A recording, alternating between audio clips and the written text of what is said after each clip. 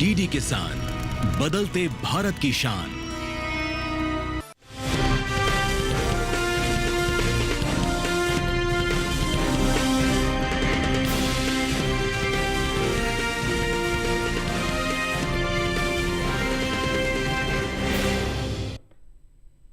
नमस्कार, आप देख रहे हैं दूरदर्शन किसान चैनल। मंडी खबर में स्वागत आप सभी का। मैं हूं आपके साथ अदिति शर्मा।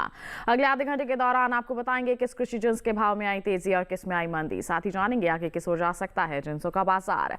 आज हम खास तौर से बात करेंगे लहसुन, बाजरा, अरहर, मक्का, आलू और हल्दी की। इसके अलावा भी कई और जिन्सों के बाजार भाव आप मंडी खबर में जान सकेंगे। लेकिन आइए सबसे पहले नजर सुर्खियों पर।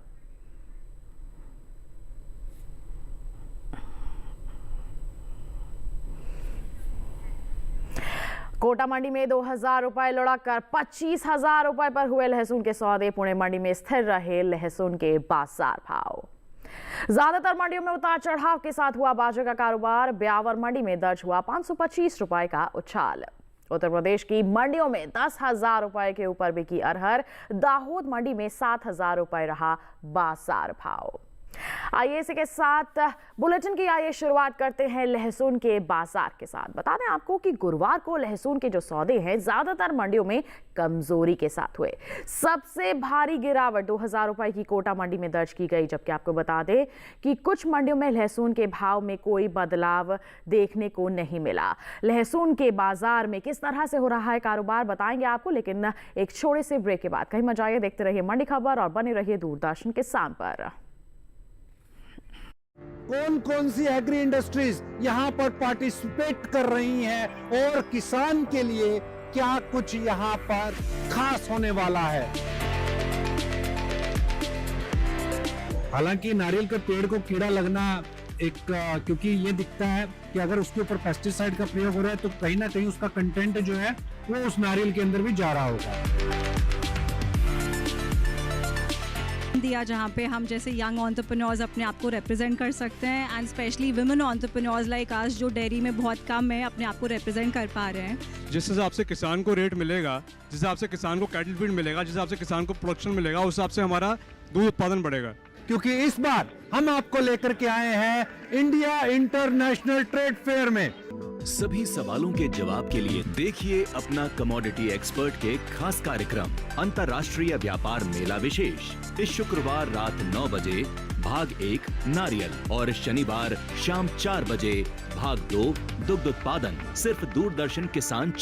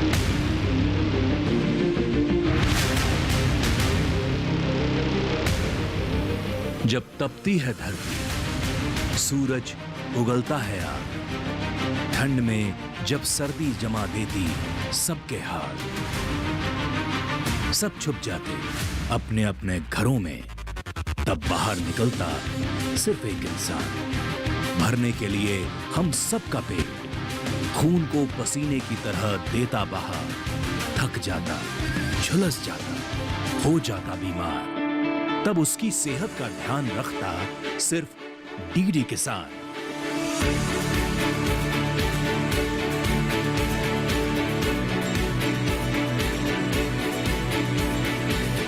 देखिए स्वस्थ किसान शनिवार शाम 6 बजे लाइव, सिर्फ दूरदर्शन किसान चैनल पर।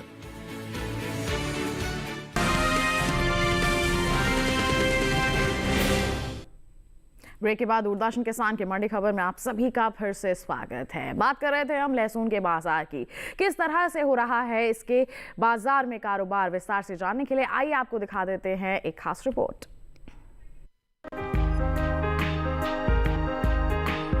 कृषि उपज मंडियों में लहसुन की आवक सामान्य बनी हुई है।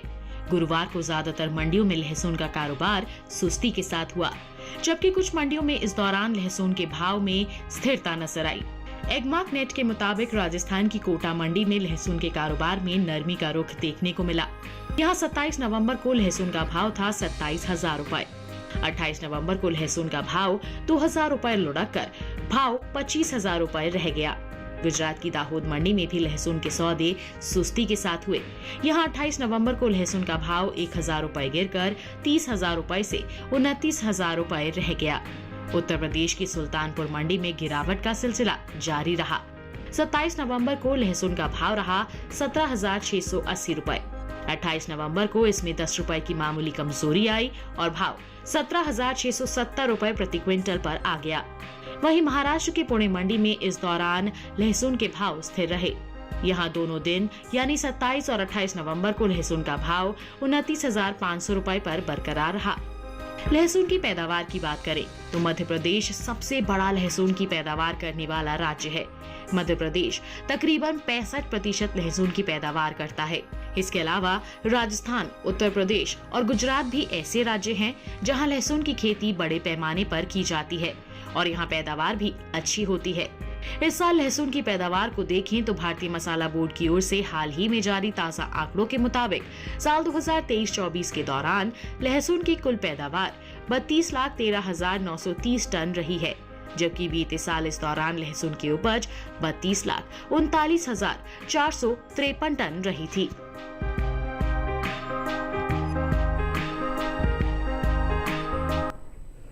तो जाना आपने लहसुन के बाजार के बारे में। आइए इस पर और जानकारी के लिए रुक कर लेते हैं हमारे कमोडिटी एक्सपर्ट साहिल गोयल जी का, जो हमारे साथ फोन लाइन पर जुड़ गए हैं। साहिल जी, सबसे पहले स्वागत आपका मंडी खबर में। जानकारी लेना चाहेंगे लहसुन के बाजार की अगर हम बात करते हैं तो आगे परिस्थितियां कैसी रह सकती हैं? जी बिल्कुल, देखिए अगर हम लहसुन के कारोबारी आंकड़ों पे नजर डालते हैं तो हम देखते हैं कि बाजारों के अंदर सुस्ती बनी हुई है। मंडियों के अंदर आवक भी जो है पहले से हमें सुस्त होते हुए नजर आ रही है। घरेलू स्तर पर हम देख रहे हैं कि मांग के अंदर जो है लगभग 2 से 3% तक की गिरावट देखी गई है। यही एक मुख्य कारण है कि ज्यादातर मंडियों में बिकवाली के साथ कारोबार होता हुआ दिखाई दिया है।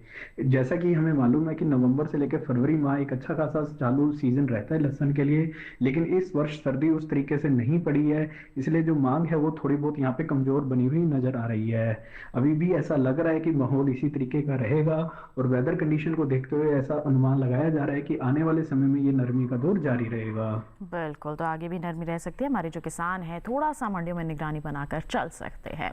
और इसी के साथ साहिल जी, आपसे गुजारिश आप बने रहिए हमारे साथ। बुलेटिन के दौरान हम आपसे जानकारी लेते रहेंगे। फिलहाल बढ़ते हैं आगे, बाजरे के बाजार की जानकारी आप तक पहुंचाते हैं। बता दें कि 28 नवंबर को ज्यादातर कृषि उपज मंडियों में बाजरे की जो आवक है वो सीमित सी देखने को मिली। बात हाजिर भाव की करते हैं तो गुरुवार को मंडियों में इसके सौदे उठा पटक के साथ हुए। जहां ब्यावर और जंबूसर मंडी में बाजरे के सौदे मजबूती के साथ हुए तो वहीं कोटा मंडी में नरमी देखने को मिली। बाजरे के बाजार पर पेश है रिपोर्ट।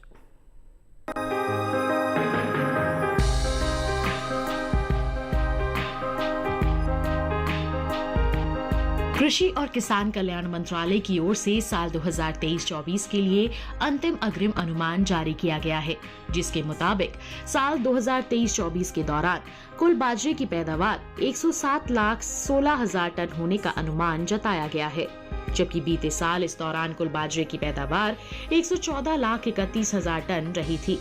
फिलहाल मंडियों में इन दिनों बाजरे की आवक सामान्य देखने को मिल रही है। बात हाजिर भाव की करें तो एगमार्क नेट के मुताबिक राजस्थान की ब्यावर मंडी में 27 नवंबर को बाजरे का भाव था 2,625 रुपए। 28 नवंबर को इसके सौदों में 525 रुपए का उछाल आया और भाव हो गया 3,150 रुपए। जबकि राजस्थान की कोटा मंडी में इस दौरान बाजरे के सौदों में गिरावट के साथ कारोबार हुआ। यहाँ 27 नवंबर को बाजरे का भाव था 2,700 रुपए। 28 नवंबर को इसके सौदे 199 रुपए लुढ़क कर 2,501 रुपए पर हुए। गुजरात की जंबूसर मंडी में 27 नवंबर को बाजरे का भाव रहा 2,200 रुपए। 28 नवंबर को इसके भाव में 200 रुपए की तेजी आई और भाव जा पहुंचा 2400 रुपए प्रति क्विंटल। देश की दूसरी मंडियों में बाजरे के भाव की बात करें तो गुरुवार को उत्तर प्रदेश के अलीगढ़ मंडी में बाजरे का भाव रहा 2400 रुपए। राज्य की कानपुर मंडी में भाव रहा 2625 रुपए। महाराष्ट्र की कल्याण मंडी में बाजरा 3100 रुपए पर बिका, जबकि राजस्थान की सूरतगढ़ मंडी में इस दौरान बाजरे के सौदे 2520 रुपए पर हुए। कुछ समय पहले ही केंद्र सरकार ने विपणन सत्र 2024-25 के लिए 14 खरीफ फसलों के न्यूनतम समर्थन मूल्य में बढ़ोतरी की है। सरकार के इस फैसले से किसानों को उनकी फसलों का उचित दाम मिलेगा, साथ ही आय में भी वृद्धि होगी। इन 14 खरीफ फसलों में बाजरा भी शामिल है। साल 2023-24 के दौरान खरीफ बाजरे का न्यूनतम समर्थन मूल्य 2500 रुपए प्रति क्विंटल था, जिसे साल 2024-25 में 125 रुपए बढ़ाकर 2625 रुपए प्रति क्विंटल कर दिया गया है। बता दें कि खरीफ सीजन में बाजरे की बुआई पिछड़ी है। कृषि मंत्रालय के मुताबिक साल 2024 के दौरान खरीफ बाजरे की बुआई 69,55,000 हेक्टेयर में हो सकी है, जबकि बीते साल के समान अवधि के दौरान खरीफ बाजरा 70,81,000 हेक्टेयर में बोया गया था।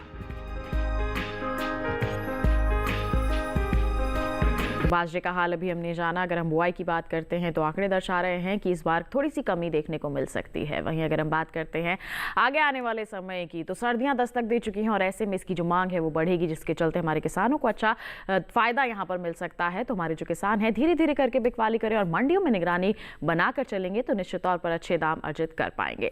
बाजरे की बात हो गई, इसी के साथ बता दें वक्त हो चला है एक और छोटे से ब्रेक का। आगे जानेंगे आलू और हल्दी का हाल। बने रहिए दूरदर्शन किसान पर, देखते रहिए मंडी खबर।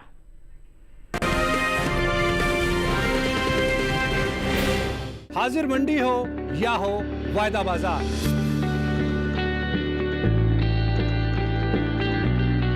विदेशी बाजार या हो घरेलू बाजार,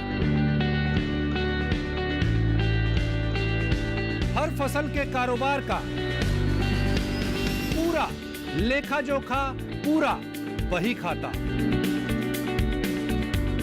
सभी कृषि जिंसों का खेत से मंडी तक का पूरा सफर। देखिए हमारा नया प्रोग्राम अपना कमोडिटी एक्सपर्ट हर शुक्रवार रात 9 बजे सिर्फ दूरदर्शन किसान पर, और पुनः प्रसारण शनिवार सुबह 7 बजे और शाम 4 बजे।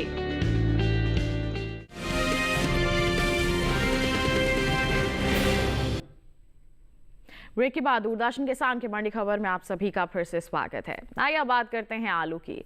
बताएं आपको कि कृषि उपज मंडियों में इन दिनों आलू की जो आवक है सामान्य सी बनी हुई है।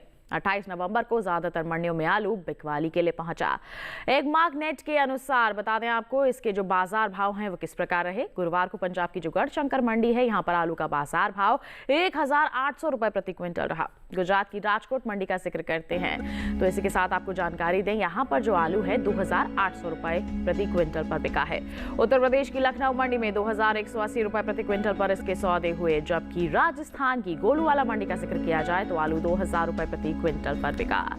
बता दें आपको कि 21 सितंबर को कृषि एवं किसान कल्याण विभाग ने विभिन्न बागवानी फसलों के क्षेत्रफल और पैदावार को लेकर तीसरा अग्रिम अनुमान जारी किया है, जिसके मुताबिक साल 2023-24 के दौरान घरेलू स्तर पर देश में बागवानी फसलों की पैदावार लगभग 35,31,90,000 टन होने का अनुमान जताया गया है, जो कि साल 2022-23 के अंतिम अग्रिम अनुमान की तुलना में लगभग 22,94,000 टन कम है।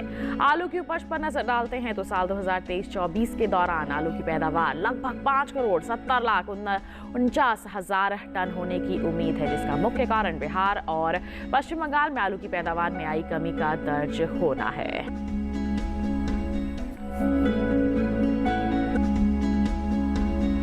तो आलू पर आइए जानकारी लेते हैं कमोडिटी एक्सपर्ट से। साहिल जी, क्या कहेंगे आप आलू को लेकर? जी बिल्कुल, देखिए अगर हम आलू के कारोबारी आंकड़ों पर नजर डालते हैं तो हम देखते हैं कि बाजारों के अंदर हमें मिले जुले रुख देखने को मिले हैं। कुछ मंडियों के अंदर हमें गिरावट के साथ भी कारोबार होता हुआ दिखाई दिया है। हालांकि मंडियों के अंदर आवक जो है पहले से सामान्य होते हुए नजर आ रही है। इसके अलावा हम इसकी उत्पादन क्षमता की ओर नजर डालते तो पिछले वर्ष की तुलना में उत्पादन क्षमता में कमी दर्ज की गई है। यही एक मुख्य कारण है कि पिछले 3 से 4 महीने के दौरान हमने देखा है कि मंडियों के अंदर तेजी हमें मिलते हुए दिखाई दे रही है। घरेलू मांग में भी लगभग 2 से 3% तक का इजाफा देखने को मिला है और आगे शादियों के सीजन के अंदर भी लगभग 1 से 2% तक घरेलू मांग में और वृद्धि के आसार लग रहे हैं। इन सभी फैक्टर्स को ध्यान में रखते हुए किसान भाई बहनों को आलू के अंदर तेजी की सलाह रहेगी। बिल्कुल, किसान तेजी का फायदा उठा सकते हैं।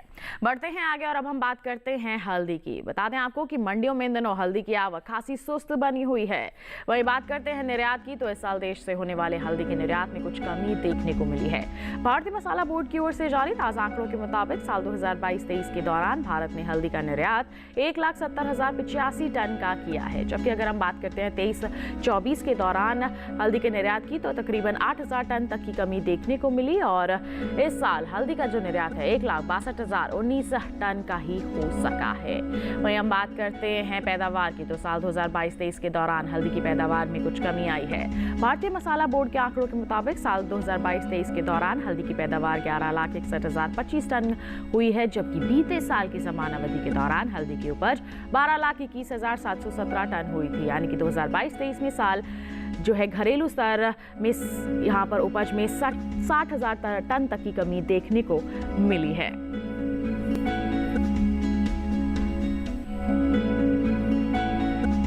तो पैदावार में कमी है जिसका असर पड़ सकता है आगे आने वाले समय में किसानों को इसका फायदा मिल सकता है, बाजार भाव प्रभावित हो सकते हैं।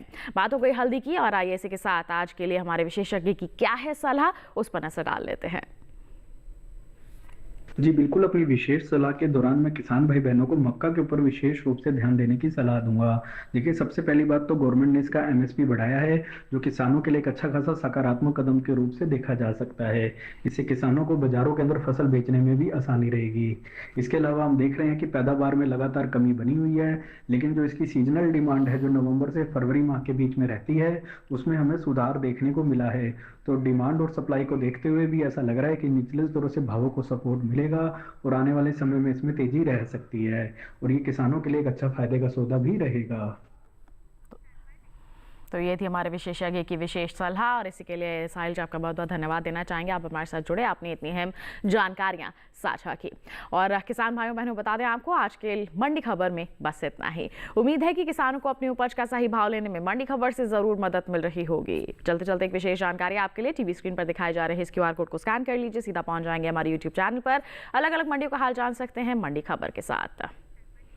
मैं दीजिए फिलहाल के लिए इजाजत, लेकिन आप बने रहिए दूरदर्शन किसान पर। नमस्कार।